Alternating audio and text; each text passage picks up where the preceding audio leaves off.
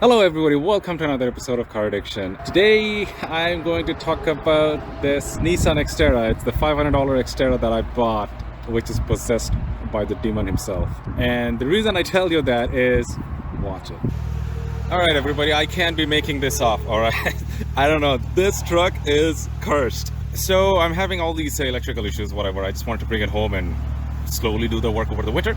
So I called my towing company in town, Fred's Towing. Wonderful guys. Actually, the owner is a close friend of mine. They served me very well over the years. They did all my stupid towing jobs here and there. Anyway, this truck coming up the hill lost its drive shaft. Like the drive shaft, if you can see right here, snapped from there. Okay, so lost the drive shaft, okay, and the kid who was driving the truck, he stopped on the side of the road and he wanted to take the drive shaft off the road so it doesn't hurt anybody, because it was 8:30, 9 o'clock at night, and in the middle of the road, a big drive shaft lying there. People may drive over it, that may cause a different accident. You know, he just wanted to save lives, and I give it to him for that. He put the truck on the park. Little that he forgot, because of the drive shaft disconnected, the park won't work. So he put it on park, he got off and picked up the drive shaft, and the truck was on a hill. It rolled backwards and rolled into a ditch. And the kid called me, he called the owner of Fred's Towing. Anyway, I went there, I looked at the truck, I'm like, you know what? It is what it is.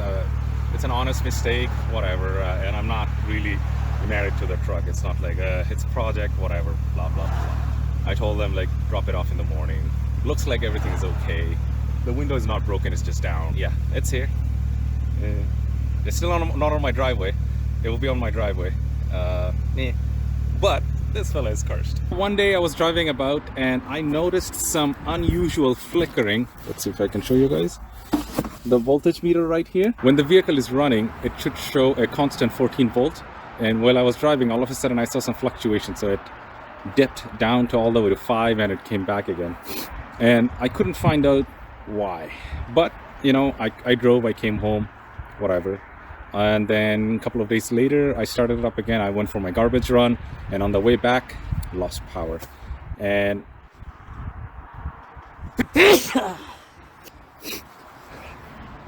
nothing I can do to bring the power back. When I plug my code reader, nothing shows up. It does connect to the ECU and it can run the whole code, but I don't really know what's causing anything. A friend of mine said Xterras are plagued with crank positioning sensor and also the cam positioning sensor, which is correct, because I had a 05 Nissan Xterra which had a similar problem, and also, you know, this is my second Xterra, even though in the first Xterra I didn't face it, but I knew about that. So since I couldn't find any codes and these sensors, they're cheap enough, I bought them. Because there's two cam sensors. They were $15 and $17, and the crank sensor was $20, something like that. So anyway, I bought them, replaced all of them. When I tried to start it, still nothing. Now, right now I just found out the camshaft positioning sensor code is on, but I literally changed that sensor, so I don't know why this code is back on. I gotta show you this.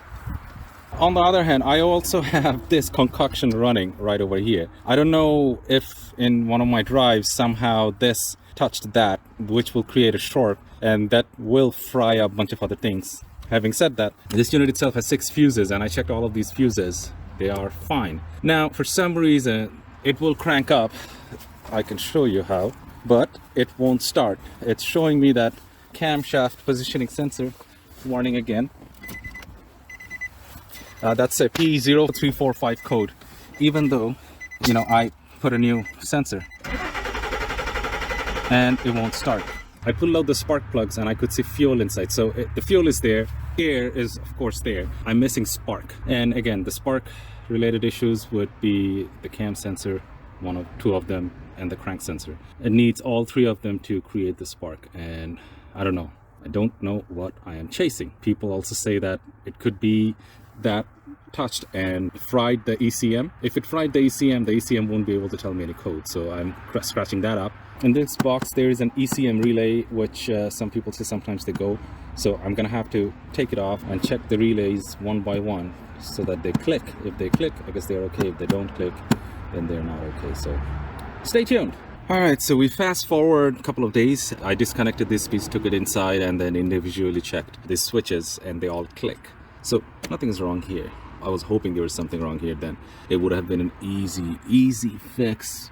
I still have the code for the cam sensor. It's the hard to get one, the passenger side. So I went back to Rock Auto and ordered another set, both sides, because I'll replace both sides. I guess due to being the Christmas rush time, shipping from Rock Auto is taking its sweet time, and hopefully it arrives before Christmas. That way, you know, I have a couple of days in Christmas vacation. I can, you know, look into it. I do have to put this car on the road. Like, I didn't know what to do with this one. I bought it to make some videos and I don't know, possibly a flip, but due to some circumstances coming forward, I have to put this car on the road.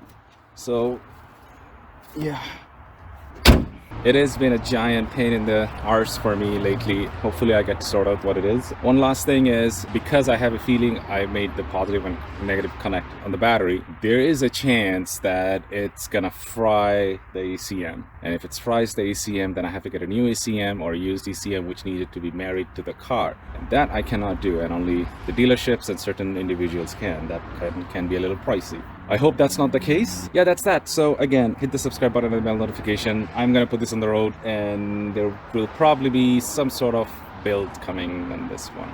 So